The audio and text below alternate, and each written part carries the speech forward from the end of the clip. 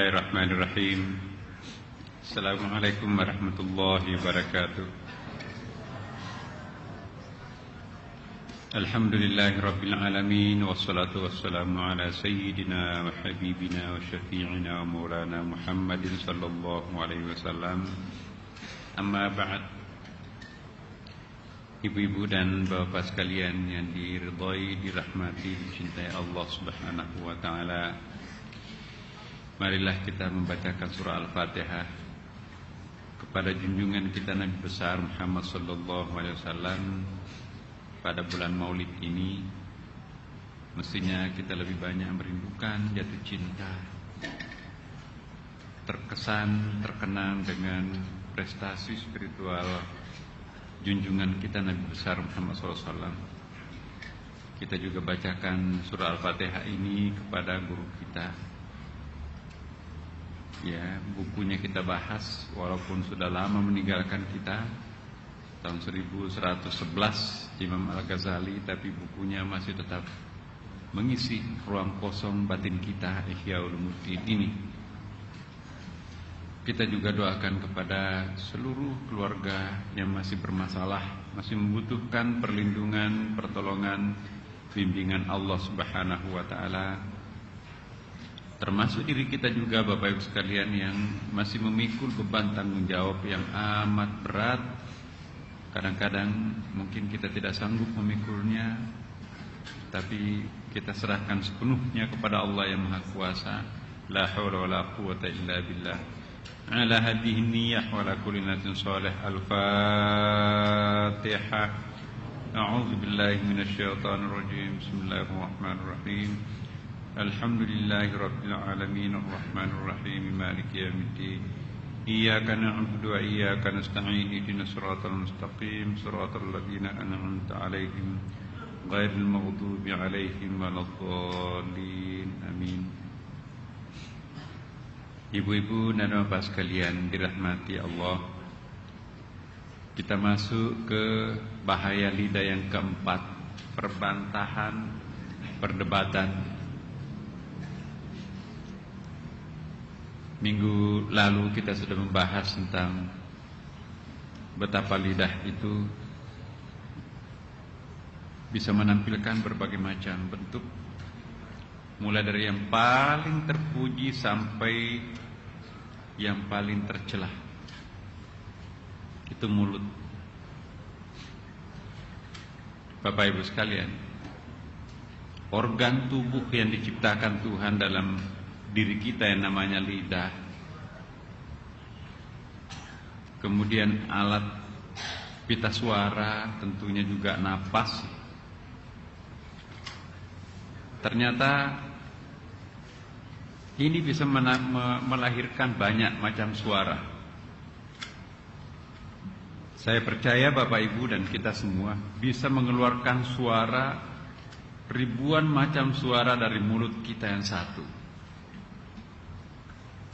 Mulai dari A, I, U, E, O, E sampai nada Do, Re, Mi, Fa, Sol, La, Si, Do dan seterusnya, sampai kepada bentuk yang paling tinggi suaranya, voice-nya, sampai kepada yang paling halus sekalipun. Itu satu alat. Jadi betapa napas yang meniup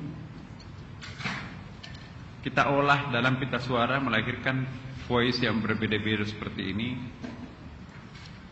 Manusia pun bisa melahirkan sedemikian banyak warna suara. Bisa nggak kebayang Bapak Ibu sekalian, bisa terbayang bahwa napas atau sang pencipta yang maha pencipta Allah Subhanahu wa ta'ala itu, kita sebagai makhluknya seperti ini bisa menampilkan segala macam suara. Dan satu gerakan lidah, satu gerakan tiupan hawa udara di sela-sela gigi lewat berpengaruh, semuanya itu lidah terbelok-belokkan sehingga melahirkan kata, kalimat dan seterusnya. Dari mulut ini bisa kita kagumi Allah Subhanahu wa ta'ala. Subhanallah, makhlukmu yang hina ini pun juga bisa mengeluarkan sedemikian banyak suara, sedemikian banyak bentuknya. Bisa terbayang bagaimana Allah Subhanahu wa ta'ala yang maha segala-galanya.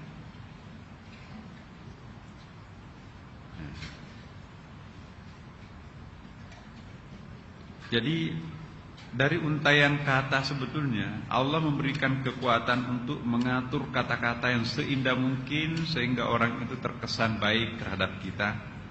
Tapi juga Allah Subhanahu wa ta'ala memberikan kemampuan kepada kita untuk sembrono menggunakan mulut ini sehingga orang lain gampang sekali tersinggung. Nah, jadi akhlak untuk memutar-mutar lidah itu ada.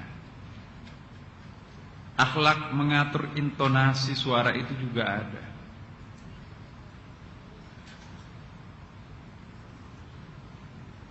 Jadi kalau kita berbahasa tinggi terhadap orang tua, senior, guru, pasti mereka akan tersinggung. Anakku, kenapa kamu bersuara seperti itu? Kamu berani-beraninya memarahi ayahmu, ibumu. Padahal itu hanya tekanan suara itu. Ya. Kenapa kita tidak mengatur voice kita, suara kita, tekanan suara kita itu agak lembut sedikit? Ya.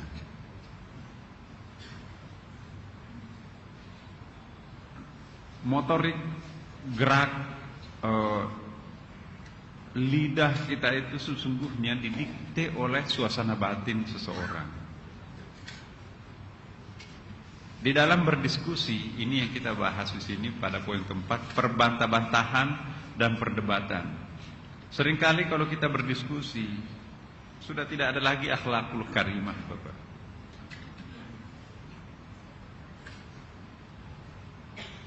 Semakin hari kita menyaksikan pemandangan akhlak di dalam berdiskusi itu sudah tidak muncul lagi. Seenak-enaknya menghina dan seenak-enaknya menyalahkan orang lain. Sesungguhnya sekalipun orang lain lawan diskusi kita itu salah, tetapi akhlakul karimah itu tetap harus diindahkan. Jadi penampilan suara kita yang kasar itu mencerminkan batin kita. Oleh karena itu Bapak Ibu sekalian, kalau akhlakul karimah ini baik, suasana batin kita ini baik, ya, maka insya Allah suara-suara yang keluar dari mulut kita itu juga nanti akan baik. Tapi sebaliknya kalau ini yang kotor, nah itu juga akan kotor yang keluar dari mulut kita. Ada orang kan Bapak Ibu mungkin sering mengenal orang, siapa begitu di tetangganya atau di dalam rumah tangganya. Tidak pernah ada orang jelek di mulutnya. Iya. Kita bercanda, habislah orang itu babak belur karena memang orangnya sangat jahat, sangat jelek. Dia hanya melempar senyum, tidak ada kontribusinya sedikit pun terhadap percakapan itu. Yang lainnya interupsi segala macam. Dia tidak. Dia kalem. Dia tidak mau membicarakan aibnya. Biarkanlah orang itu hancur, tapi dia tidak ingin melalui mulutnya. Ada orang seperti ini. Sekalipun nyata-nyata salah, tapi orang itu tidak boleh dibicarakan aibnya oleh mulutnya sendiri. Biarkan orang lain yang mengomongkan tentang itu. Peringatan buat kita yang suka cari-cari muka.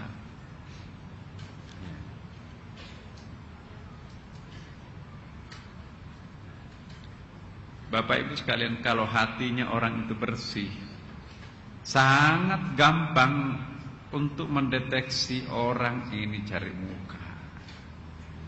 Lapor yang baik-baik. prestasinya.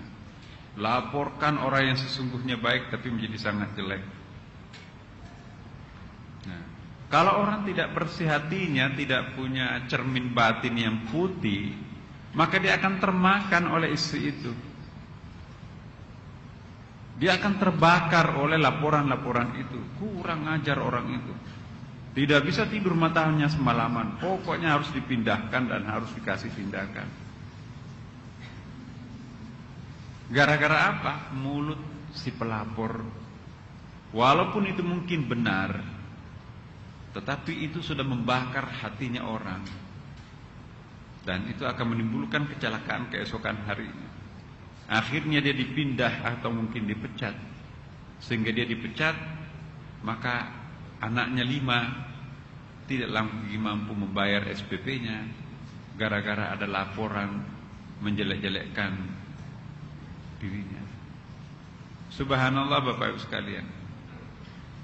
Pada akhirnya kita menjadi pembunuh di situ. Sadar atau tidak Bapak Ibu sekalian, mohon maaf yang hadir di masjid ini, langsung atau tidak langsung kita sudah membunuh banyak orang. Contoh konkretnya seperti tadi. Gara-gara kita mengadukan orang itu kepada pimpinannya buat jelek, akhirnya orang itu dipecat. Karena dia dipecat, akhirnya dia tidak sanggup untuk membeli gizi yang cukup untuk bayinya. Lama-kelamaan bayinya itu menderita kekurangan gizi. Lama-kelamaan bayinya itu mati. Siapa yang pembunuh di sini? Ada andil menyebabkan kematian sang bayi itu. Kita jadi pembunuh. Bukan namanya pembunuh bahwa kita menggorok leher orang, menembak orang, enggak. Kalau itu mah iya. Tetapi sadar atau tidak sadar, semua tindakan kita, tanda tangan kita, telunjuk kita, statement kita, jangan sampai melahirkan bukan hanya satu orang yang mati, tapi mungkin ratusan orang yang mati.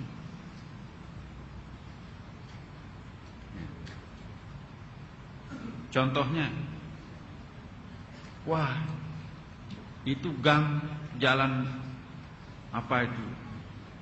Jalan X, tidak ada pendukung kita di situ, Pak.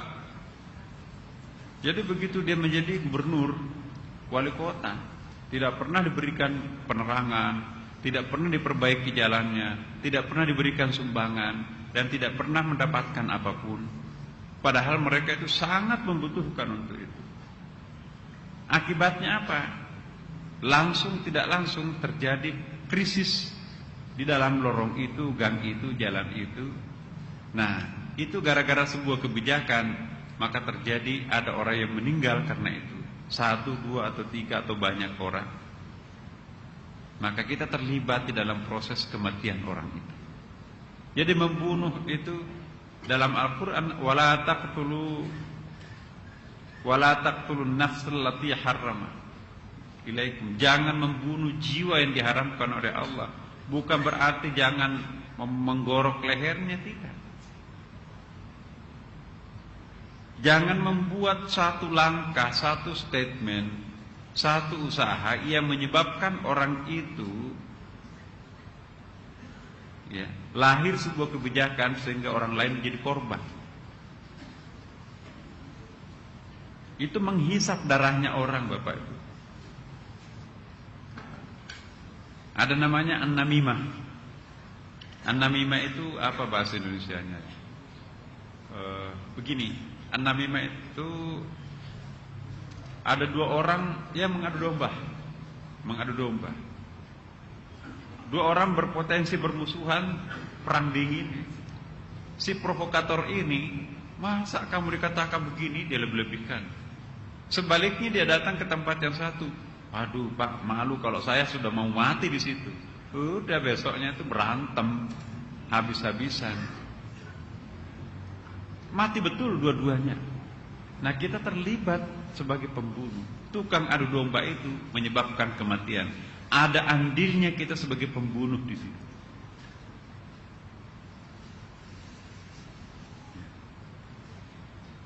Makanya itu disebutkan dalam Al-Quran, barang siapa yang membunuh satu orang, maka sama dengan membunuh semua umat manusia. Itu ayatnya Obama. Barang siapa yang menghidupkan satu orang, maka seperti ia menghidupkan semua orang. Karena ma'ahyan nasa jami'a. Nah, betapa perlunya kita mendisiplinkan lidah mulut kita ini. Orang yang arif itu pertama kali kita lihat bagaimana mulutnya. Tapi sebaliknya, orang yang tidak arif pertama kali juga kita bisa nilai dari mulutnya. Ada orang mukanya tidak tampan, tidak cantik, tapi keluar statement-statement yang sangat bermutu, sangat berbobot, dan sangat arif, sangat bijaksana. Hati-hati orang itu, mungkin mukanya jelek, tapi hatinya sangat bening. Tapi sebaliknya kita kadang-kadang melihat seorang selebriti, tampan, cakep, seenak-enaknya ngomong terhadap orang lain dengan bahasa provokatif. Itu pertanda bahwa cermin batin orang itu adalah kasar.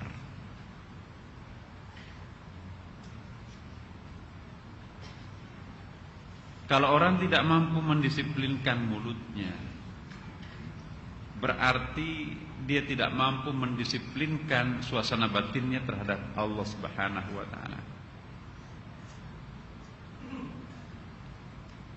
Janganlah kamu membantah saudaramu dan janganlah bersendagurau dengannya, serta janganlah kamu memberikan janji kepadanya dengan suatu janji lalu kamu tidak menepatinya. Jangan berbantah-bantahan. Ada orang, Bapak Ibu sekalian, semua unek-uneknya itu dilemparkan. Orang seperti ini berbahaya.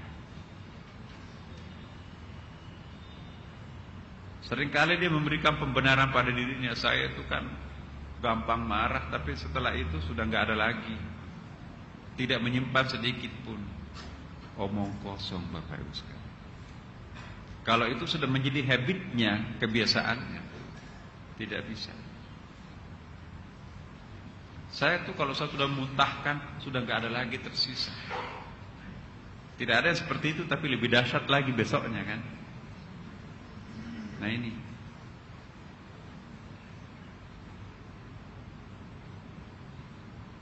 Kenapa kita tidak sanggup untuk mengendalikan lidah amarah kita?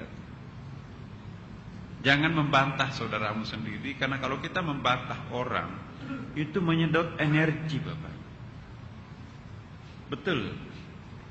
Misalnya kita mengucapkan suatu poin yang membuat orang itu tersinggung, tersimpan di dalam memorinya, orang itu susah tidur.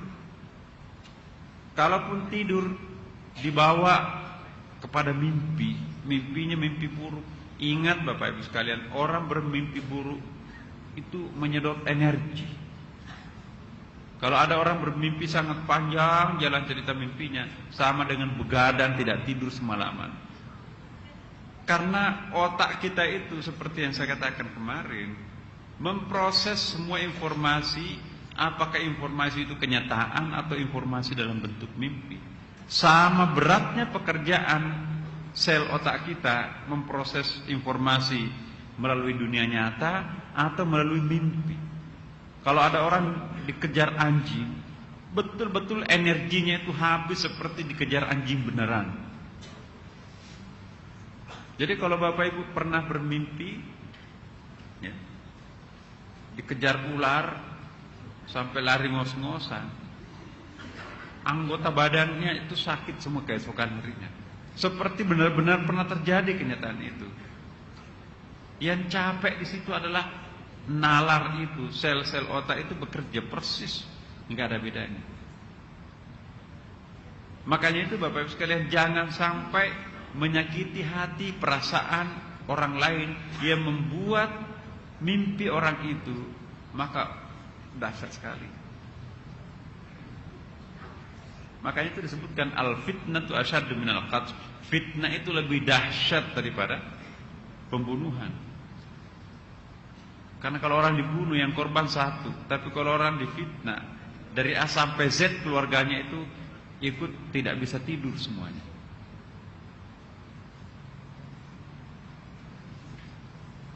Nah, jangan kita membantah seseorang walaupun itu ada alasan membantahnya. Dulu waktu kita mahasiswa Bapak Ibu, wah pokoknya diserang dari mana ini. Ini ada cacatnya, ada celahnya ini. Tapi begitu kita sudah sedikit lebih matang selesai, Masya Allah, malu. Tidak sepantasnya kami lakukan itu, tapi kami lakukan. Nah, ini satu proses pematangan pendewasaan diri dan jiwa. Kalau ada orang yang tidak pernah menyesal terhadap apa yang pernah dikatakan, maka orang itu kurang malu.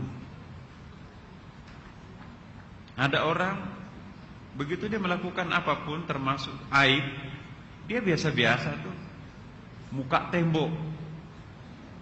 Ada. Kalau kita yang melakukan itu, mestinya malu sekali kita muncul di publik. Kalau dia tuh enggak, seperti tidak pernah ada yang terjadi. Nah, orang seperti ini tercelah. Seenak-enaknya membuat orang itu tersinggung. Akhirnya kadang-kadang kita mengatakan, oh iya, kalau itu yang ngomong jangan didengar, biasa orang memang seperti itu. Itu sebetulnya adalah satu bentuk pengusiran secara psikologis orang itu. Jadi kebenaran apapun yang disampaikan orang seperti itu terproteksi, tidak akan ada berkahnya.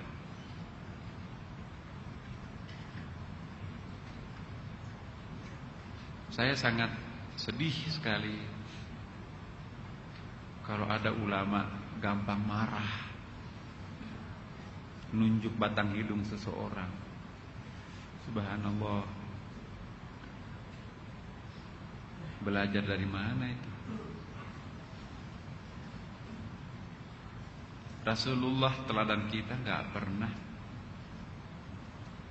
menunjuk batang hidung marah-marah setengah mati kepada orang lain. Marah di depan publik misalnya, depan umum. Jangan.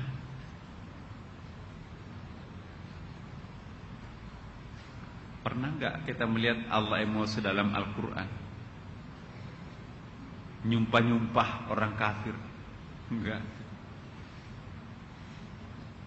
Tidak ada redaksi Al-Quran apa itu yang kurang ajar. Bahkan wabashiril munafiqina fi jannat fi apa finar, kurang lebih seperti itu. Jadi Allah tabsyir menjanjikan dengan sesuatu yang apa ya istilahnya itu, ilmu balaga begini. Kami janjikan sesuatu yang positif, orang munafik itu di dalam neraka. Sudah neraka tapi masih dipakai tabsyir. Tabsyir itu kan biasanya untuk surga. Wa basyiril munafiqina, dan kami janjikan sesuatu yang menggembirakan bagi orang munafik itu adalah neraka. Ini santunnya Al-Qur'an ini. Al-Quran itu juga tidak pernah mengajari kita itu berkata-kata porno. Mana ada satu kalimat porno dalam Quran?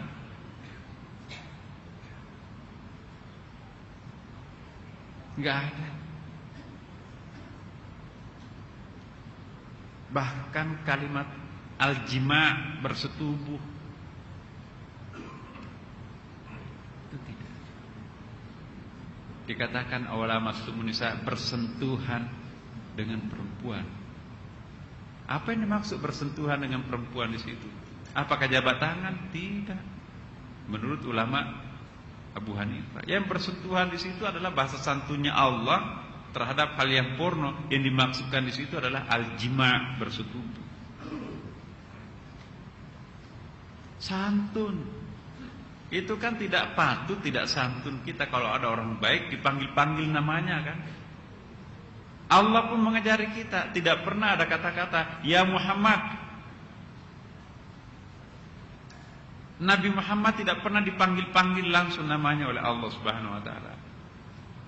Tapi menggunakan nama lakab, menggunakan nama istilah. Ya ayyuhal muddatsir, wahai nabi yang berselimut. Atau ya ayuhan nabi, wahai nabi, bukan wahai Nabi Muhammad, enggak. Subhanallah. Jangan pernah membiasakan diri kita, lidah kita itu ngomong kasar, ngomong porno, sebab itu akan terulang. Analoginya begini Bapak Ibu. Kalau kita sudah biasa puasa Senin Kamis kan, tiba-tiba bolong puasa Senin kita atau hari Kamis kita, minggu depannya sudah bolong lagi itu. Itu analogi terbaliknya. Kalau kita membiasakan satu kali lidah kita itu ngomong kasar, minggu depannya kasar lagi dan seterusnya akan kasar terus. Jangan kecolongan mulut kita, karena itu akan berulang-ulang nanti kita lakukan. Tapi sebaliknya, biasakanlah sesuatu diri kita itu untuk lebih berpositif, lebih menampilkan sesuatu yang positif, insya Allah. Selanjutnya adalah jangan bersenda gurau. Terus terang Bapak Ibu sekalian, lawak di media itu menghibur memang, tapi kadang-kadang berlebihan Bapak Ibu, sangat berlebihan. Sudah mengejek orang sedemikian kasar di depan jutaan pemirsa. Itu memperkenalkan sistem kekurang ajaran secara massal di dalam masyarakat kita.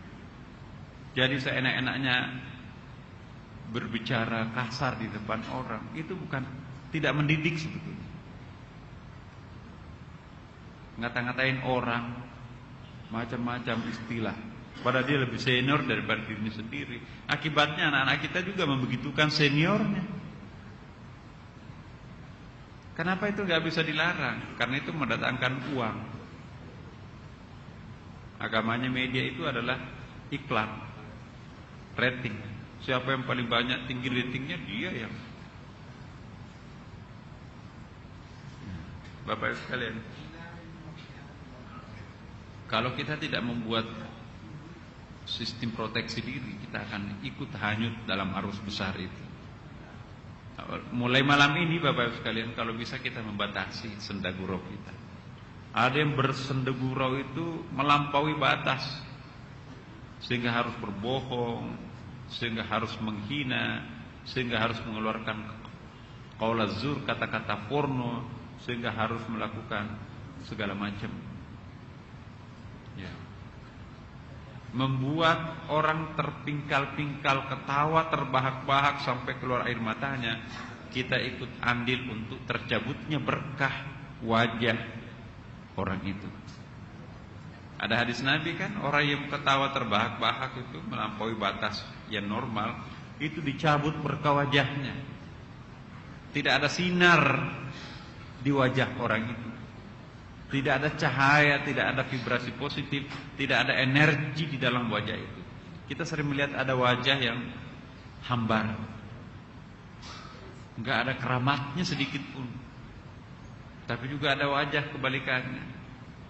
Begitu melihat wajahnya, separuh persoalan sudah selesai. Alhamdulillah. Ya. Belum sampai bicara, itu sudah mencerahkan. Tersenyum sedikit, waduh, tinggal sedikit persoalan. Apalagi kalau disapa, Assalamualaikum, waduh, merinding. Rasulullah sallallahu alaihi wasallam, Masya Allah, mulai dari anak kecil sampai orang tua bangka, memperebutkan untuk disapa oleh Rasulullah. Ada orang jalan kaki 3 hari 3 malam hanya untuk melihat, menjumpai Rasulullah.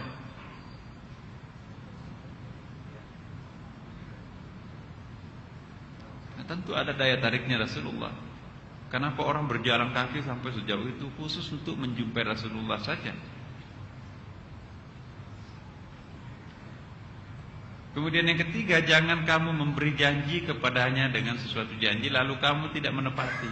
Kebiasaan kita berjanji, al-wa'du dainun, Bapak Ibu sekalian. Kalau orang sudah terbiasa berjanji, ya, dan pada umumnya nggak ditaati, itu nanti akan menjadi habitnya, kebiasaannya. Nauzubillah min dzalik.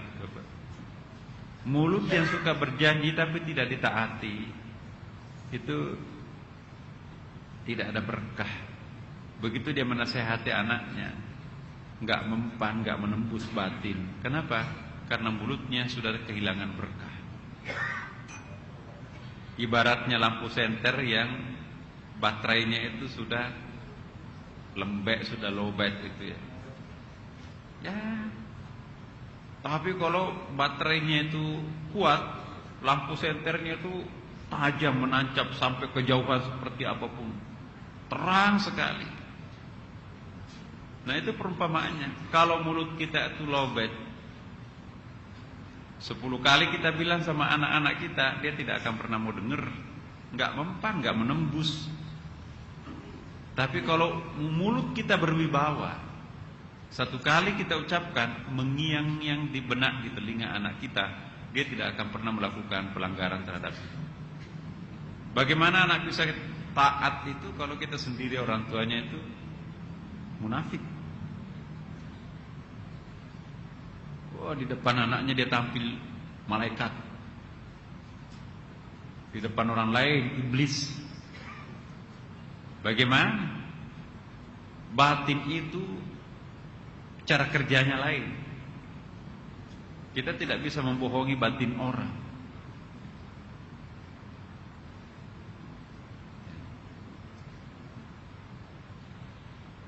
Berikut, mereka membantahmu tentang kebenaran sesudah nyata. Yujadilunaka fil haqqi, ini ayat ini. Ba'da ma tabayyana ka'annama yusaquna ilal mauti wa hum yanzuruna. Mereka membantahmu tentang kebenaran sesudah nyata bahwa mereka itu pasti menang, seolah-olah mereka itu dihalau kepada kematian, sedangkan mereka melihat sebab-sebab kematian itu sendiri. Ini ilustrasi yujadiluka fil haqqi. Ada main diskusi, main debat aja. Logikanya tumpu, logikanya, referensinya sedikit, berani-beraninya membantah, mendebat orang yang kaya dengan referensi, pengalaman. Ya. Musim haji adalah beberapa bulan yang dimaklumi. Ini ayat ini, al-hajju asyrum ma'lumatun, faman farada fihinna al-hajja fala rafatha wala fusuqa wala jidala fil haji. Nah, wa ma tafalu min khairin ya'lamuhu Allah wa tazawwadu fa inna khairaz zadi taqwa wa takun ya ulil albab. Dalam suasana batin tertentu, termasuk haji dan termasuk kita di dalam masjid ini, sucikanlah masjid ini dengan tidak mengucapkan kata-kata kotor, Bapak. Ada orang tidak peduli masjid. Ini masjid kok dipakai kata-kata porno, kecuali kalau hal-hal tertentu yang memang ada dalam Quran, seperti pernah saya katakan di surah Yusuf itu kan satu-satunya ayat yang paling porno dalam Quran menurut ukuran kita adalah kisahnya Nabi Yusuf. Tapi itu pun juga nggak ada artinya apa-apa dibandingkan dengan kebiasaan-kebiasaan kita. Wa ghallaqatil abwab, pintu-pintu sudah tertutup. Ngapain di dalam? Laula an ra'a burhan rabbi, seandainya tidak ada burhan, ya, teguran langsung dari batin dan kepada batin Yusuf, maka terjadilah sesuatu itu. Hanya itu tok. Tidak ada kata-kata porno, kalimat porno dalam Quran selain Yusuf. Pintu-pintu sudah tertutup, tinggal 2 orang yang berlainan jenis di dalam. Tetapi untung ada burhan, maka itu tersentak keluar Maka itu perempuannya marah. Ya. Dia cakar bajunya, robek bajunya, bagian belakang, buktinya dia lari. Maka itu nanti menjadi saksi, menjadi bukti. In kana qamisuhu qudda min qubulin fasadaqat. Wa in kana qamisuhu qudda min duburin min qubulin fasadaqat. Wa in kana qamisuhu qudda min duburin fakadzabat. Jadi kalau yang koyak bajunya itu di depan, istrimu bohong. Tapi kalau yang koyak bajunya Yusuf itu bagian belakang, terbalik. Kalau yang koyak bagian depannya Yusuf itu kamu, istrimu benar. Berarti Nabi Yusuf itu akan melakukan sesuatu. Tapi kalau yang koyak itu adalah bagian belakangnya, istrimu yang penjahat. Nah, setelah diperiksa bajunya Nabi Yusuf, yang robek itu adalah bagian belakang. Akhirnya apa yang terjadi? Nah, yang disalahkan adalah istri. Itu juga mengisyaratkan kepada kita, sebagai seorang raja, salahkanlah yang salah sekalipun istri kita. Coba, dia balik keadaan, dia maksa, dia mengundang Yusuf ke kamarnya, dia maksa proposal. Tiba-tiba ketangkap basah. Katanya begini, wahai suamiku, apa yang engkau akan lakukan seandainya istrimu itu akan diperkosa orang? Lakukanlah terhadap Yusuf. Nah, apa ya? Tentu marah kan sang suami, apalagi raja kan suaminya itu. Tapi tiba-tiba anak kecil yang belum saatnya ngomong, baru lahir, berteriak di situ, mengagetkan semua orang. Keluarlah, in kana qamisuhu qudda min qubulin fasadaqat. Itu yang teriak itu adalah anak-anak kecil, yang bayi. Kok ada anak kecil bisa ngomong? Itu luar biasa untuk menyelamatkan Nabi Yusuf. Kalau yang koyak bagian depannya itu adalah benar istrimu, tapi kalau yang robek bagian belakang Yusuf itu Yusufnya yang benar, kamu istrimu yang salah. Pasti percaya karena bayi yang menyahut. Persis ketika Nabi Isa alaihissalam ngomong juga di ayunan itu kan, ketika Maryam difitnah melakukan perzinahan. Kamu sok suci tinggal di mihrab, ternyata kamu punya anak tanpa suami. Berarti suamimu itu adalah laki-laki siapa gitu. Akhirnya dia usir, sedih sekali. Nah, bayi yang baru lahir di ayunan ini, Nabi Isa ngomong, bahwa ibuku adalah benar, tidak pernah menyentuh dan tidak pernah disentuh oleh laki-laki. Bagaimana gak percaya anak yang belum kita bisa ngomong begitu ngomong?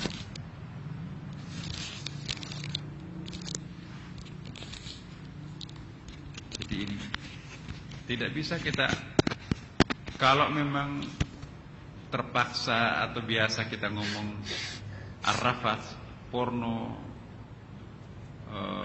kotor, jangan di tempat-tempat tertentu. Jangan di atas sajadah. Pinggirkan sajadahnya. Ini tempat untuk menyebut nama besar Allahu Akbar, subhanallah. Kok sajadahnya dipakai ngomong macam-macam? Bukan hanya ngomong, Bapak Ibu mohon maaf, jangan sajadahnya dipakai menghayal yang bukan-bukan, yang kotor-kotor. Istighfar. Dia mencari Tuhan seolah-olah khusyuk, tapi di dalam kepalanya, oh, hanya Allah yang tahu. Jangan, Bapak Ibu. Sajadah itu dipakai untuk mengingat yang Maha Suci, bukan membayangkan kotor-kotor. Di dalam surah Maryam ini ada ayat, saya ingin bacakan, menarik sekali. Bismillahirrahmanirrahim. Qala rabbi anna yakunu li ghulamun wa kanat imraati akhir. Sebelumnya itu begini, ya Zakaria inna nubashiruka bi ghulamin ismuhu Yahya lam naj'al lahu min qablu samiyya.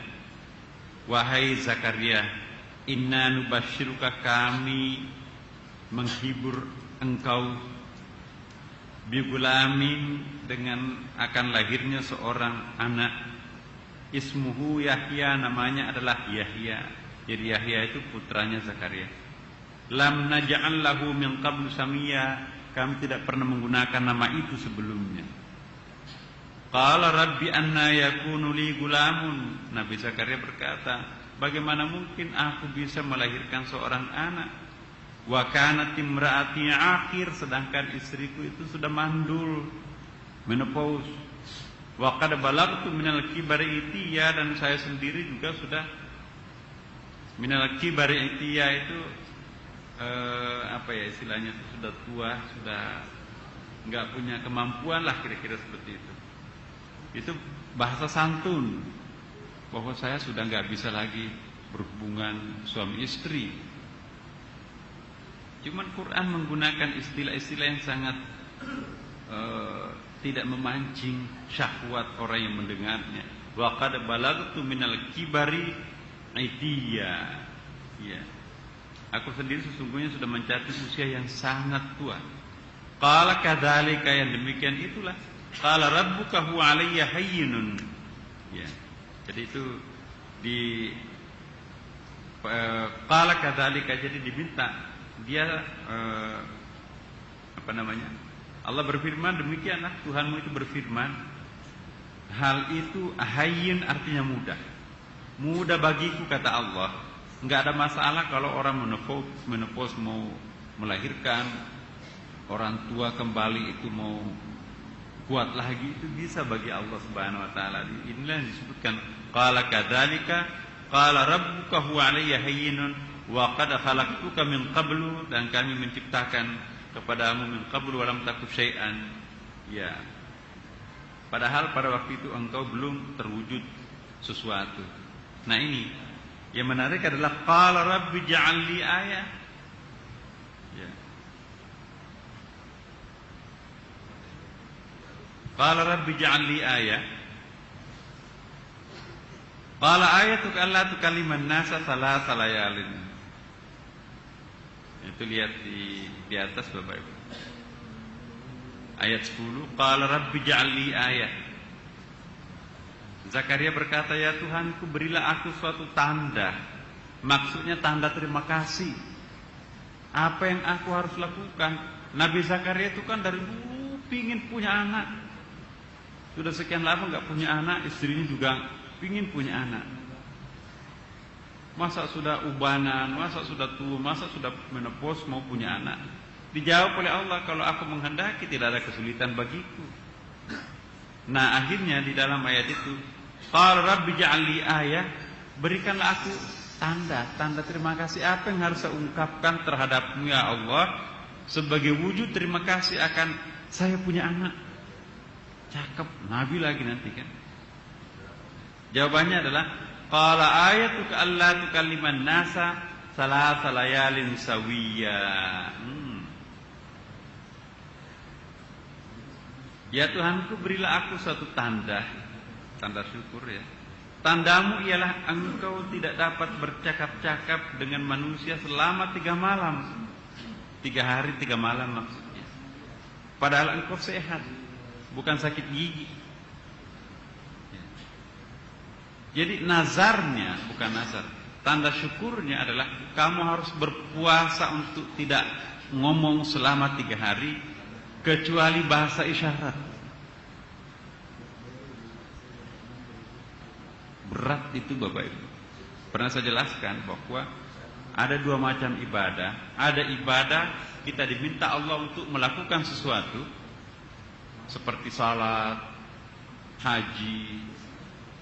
Tapi ada juga bentuk ibadah kita dilarang melakukan sesuatu seperti puasa.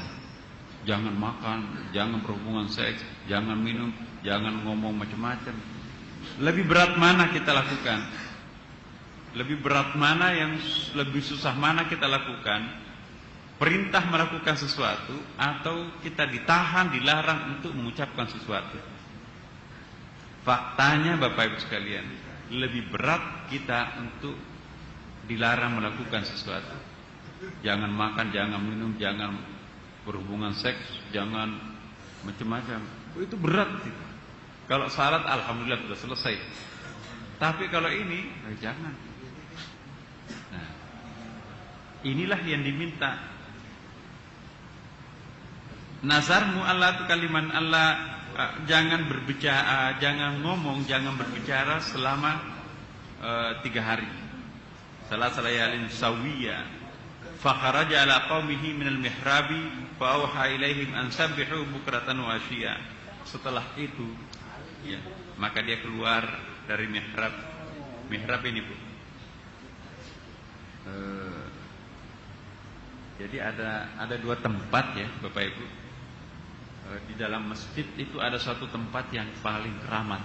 Ini mihrab ini tempatnya imam. Jadi jangan sembarangan injak ini tempat ini, karena itu adalah daerah suci lah kalau di masjid. Tempatnya imam. Tapi juga ada lagi satu tempat namanya sawiyah. Di rumah itu ada bilik samping lemari selebar sajadah, dipermanenkan di situ tempat kita. Itu sawiyah namanya. Kalau di rumah mungkin ada mushola tapi agak jauh di seberang atau di bawah lantai atau lantai di atas. Susah bolak-balik turun di situ. Nah, lebih bikin tempat-tempat lebih kecil di situ, mungkin di dekat tempat tidur atau di luarnya sedikit. Khusus tidak boleh dipakai macam-macam tempat itu kecuali untuk tempat sujud. Itu namanya zawiyah. Kalau orang tua kita dahulu, tapi ini jarang ya di Indonesia. Kalau kita lihat di dalam daerah-daerah tarekat-tarekat tertentu itu ada tempat persemedian gitu. Kalau kita dilihat di Eropa, tempat-tempat Katolik itu, gereja Katolik itu biasanya di puncak gunung ya. Kalau Bapak pernah ke Italia, di puncak gunung itu kok ada gereja. Gerejanya kecil-kecil, tapi nanti berisi pada saat malam minggu. Dan di situ janjian pastornya. Ada orang yang ingin dibimbing untuk berkhalwat kalau dalam Islam. Saya pernah menyaksikan itu di Bellagio. Bellagio itu di Roma. Saya 3 bulan di sana. Bellagio itu subhanallah indah sekali alamnya. Gunung di sekitarnya berselimut salju, tapi danau di bawahnya itu transportasinya pakai apa itu? Kapal-kapal kecil yang sangat cantik, yang sangat indah. Tapi di puncak gunung kok ada gereja. Ngangkut batu merahnya, batunya itu ke atas itu gimana? Dan nanti nyala pada saat hari Minggu malam. Ada orang cara naik. Jadi ke sana itu harus pakai perahu. Saya ingin tahu apa yang dilakukan orang di sini. Ternyata di situ adalah semacam tempat pertobatan. Sekian lama menjadi sekuler, sekian lama menjadi materialistik, sekian lama melupakan Tuhan, sekian lama melakukan dosa. Maka dia naik ke situ semalaman persis. Kalau kita lihat Rasulullah SAW dulu itu naik ke gunung. Nah, di Milan itu ada deretan gunung-gunung itu banyak gereja-gereja kecil di puncak gunung. Siapa? Bayangkan ibu-ibu, nggak mungkin itu pakai tali naik ke atas itu. Jadi untuk naik ke tempat itu, nah perlu perjuangan. Kayak Gua Hira. Ternyata juga di Yahudi itu sinagog di puncak-puncak gunung itu tempat untuk bersemedi, kira-kira seperti itu. Kalau Hindu Buddha itu biasa itu, di bawah pohon, pakai dupa-dupa segala macam. Nah, tradisinya Maryam itu juga di rumahnya ada makanan zawiyah, ada tempat-tempat yang untuk sujud ruku. Di rumah kita Bapak Ibu sekalian, kalau sholat tahajud itu lebih baik dipermanenkan tempatnya. Kita kadang-kadang karena luasnya rumahnya, karena besarnya rumahnya, sekali-kali di bawah AC, sekali-kali di samping lemari, ya, sekali-kali di depan TV sambil nonton. Ya, ada. Tidak usah malu Bapak Ibu. Tidak ingin kehilangan cerita TV-nya itu, salatnya di depan TV. Jadi formalnya sah, cuman ya seperti itulah. Makanan zawiyah ini adalah kita tempatnya itu betul-betul tidak ada, konsentrasinya bisa full di situ. Nah, di sini disebutkan bahwa tentang qaul qala kadzalika rabbuka hina la huwa aliyya hayyun wa qad khalaqtuka min qablu wa lam taku syai'a. Oh, sudah. Ya enggak apa-apa. Nah, perhatikan di ayat yang ke 10. Itu kan kalau di sini kan tidak disebutkan penjelasannya kan Bapak Ibu. Itu normatif sekali. Terjemahan nomor 10 kita lihat. Maka ia keluar, bukan. Nomor 10. Ayat 10. Qala rabbi ayat 10. Maka ia keluar. Ya. Zakaria berkata, "Ya Tuhan, berilah aku suatu tanda." Tanda apa? Saya ingin sekali sebetulnya Bapak Ibu sekalian, kalau ada waktu dan ini nanti selesai, kita perlu membaca Al-Quran dalam perspektif tasawuf. Selama ini kita terlalu banyak membaca Quran, perspektifnya sangat fikih, logika melulu. Ya. Kalau kita baca surah Al-Fatihah saja Bapak Ibu, dengan cara-cara penafsiran isyari tasawuf, dahsyat. Selama ini kita nggak punya apa-apa ternyata. Saya ingin sekali nanti mungkin salah satu di antara materi ini sudah selesai, kita akan mulai masuk pembacaan Al-Quran secara mendalam. Nah kayak gini kan, kita nggak bisa paham apa-apa dari tanpa penjelasan ini. Zakaria berkata, "Ya Tuhanku, berilah aku suatu tanda." Tuhan berfirman, "Tanda bagimu ialah bahwa kamu tidak dapat bercakap-cakap dengan manusia selama 3 malam, padahal kamu sehat." Apa maksudnya? Padahal maksudnya di situ adalah wujud tanda terima kasih saya. Apa ya Allah tandanya kalau saya itu ingin sekali bersyukur terhadapmu? Engkau memberikan sesuatu yang sudah lama saya idam-idamkan. Apakah saya motong sapi, apakah saya harus bayar fakir miskin, ataukah bagaimana? Tuhan Maha tahu. Zakaria itu kan orangnya juga miskin, sederhana, enggak punya apa-apa. Mana ada sufi yang kaya? Zakaria itu nabi tapi sufi. Bagaimana bisa kaya kalau kerjanya hanya di mihrab? Salat ya sebatas kehidupan saja yang dilakukan. Apa yang harus saya lakukan ya Allah sebagai wujud tanda terima kasih saya terhadapmu? Aku ingin sekali untuk memberikan bekas dalam psikologi saya, jiwa saya. Aku akan dikaruniakan anak. Jadi dia tunggu-tunggu kamu sembelih sapi atau disuruh beri fakir miskin 60 orang makan, atau kamu harus berpuasa 3 bulan misalnya, atau kamu macam-macam perintah Tuhan. Ternyata perintah Tuhan adalah sebatas kemampuannya Nabi Zakaria. Sedikit, yaitu Zakaria, "Ya Tuhanku, berilah aku suatu tanda." Tuhan berfirman, menjawab pertanyaan itu, "Tanda bagimu ialah bahwa kamu tidak dapat bercakap-cakap. Maksudnya bukan begitu. Ini terjemahannya letter-letter bagus ya. Maksudnya tegas saja bahwa ya kamu harus berpuasa selama 3 hari untuk tidak berbicara. Ya. Kita disuruh diam. Diam itu as-sumtu hukmun. Diam itu adalah hikmah. Kalau kita tidak bisa membersihkan hati dengan baca Quran, coba kita diam. Diam selama 1 hari, 2 hari, 3 hari. Tutup dirinya terhadap komunitas. Tapi nanti juga dalam ayat itu kan disebutkan kecuali bahasa isyarat. Mana ayatnya itu?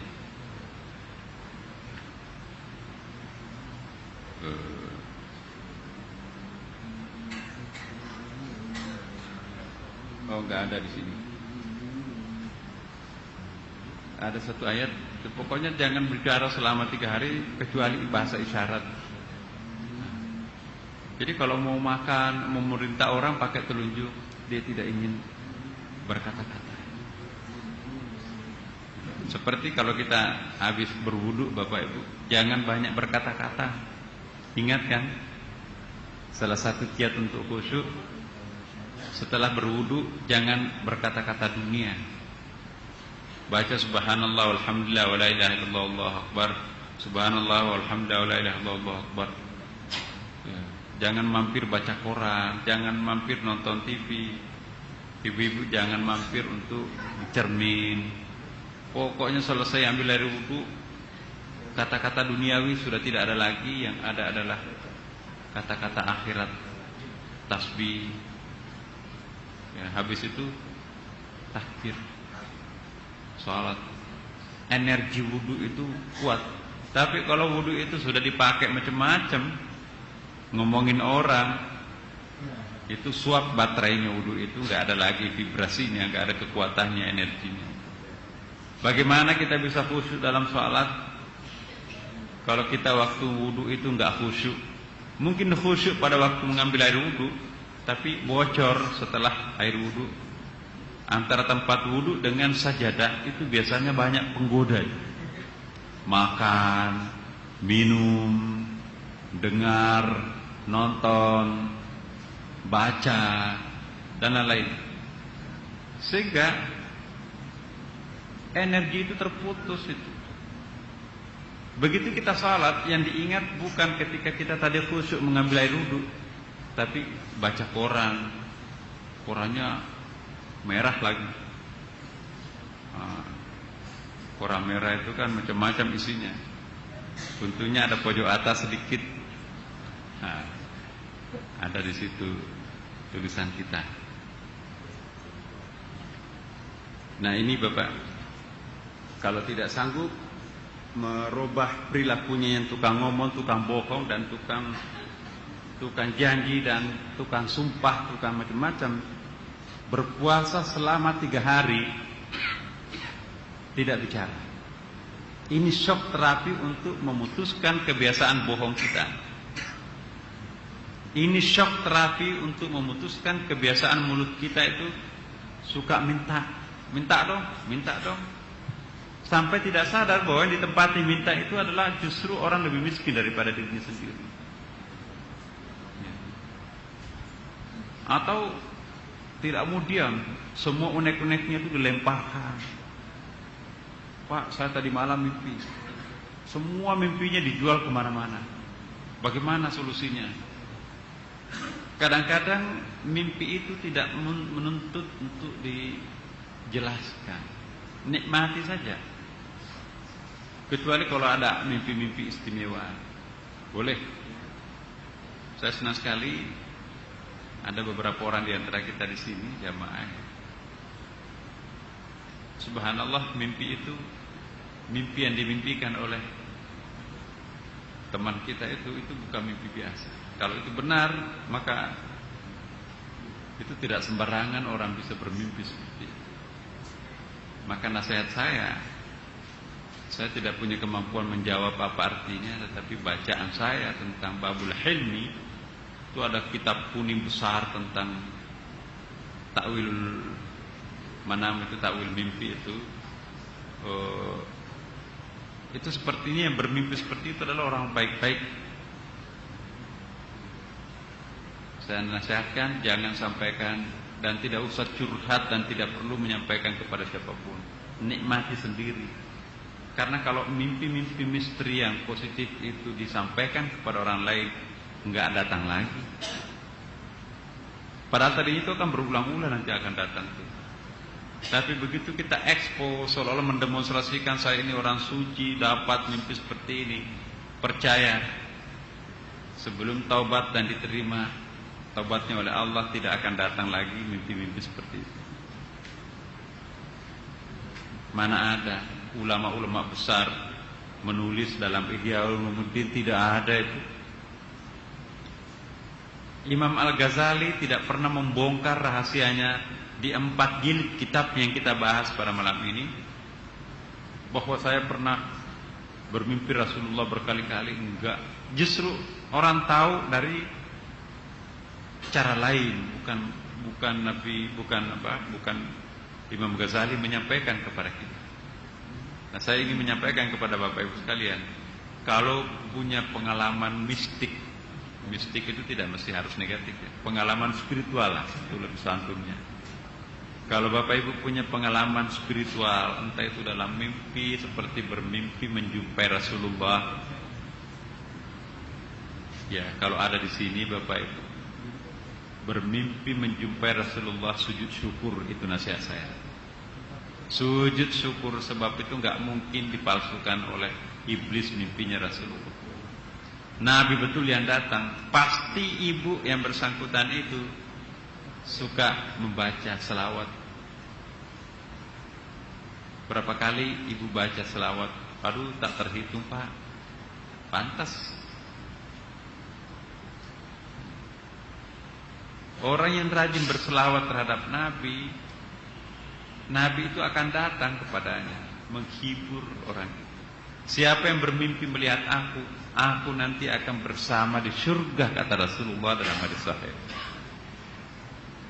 Wah, alhamdulillah, pingin sekali selalu bermimpi seperti itu. Tapi sayangnya tidak selalu.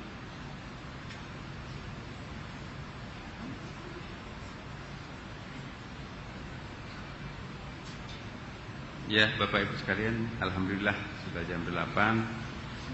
Pada malam ini mudah-mudahan Allah memberikan berkah kepada kita semuanya. Besok bagi Bapak Ibu yang mau memulai berpuasa Senin Kamis, saya menganjurkan seluruh jamaah kita di Sunda Kelapa ini, latihanlah untuk puasa Senin Kamis. Tidak berat kok, teman-teman kita di sini biasa. Mulailah Senin Kamis.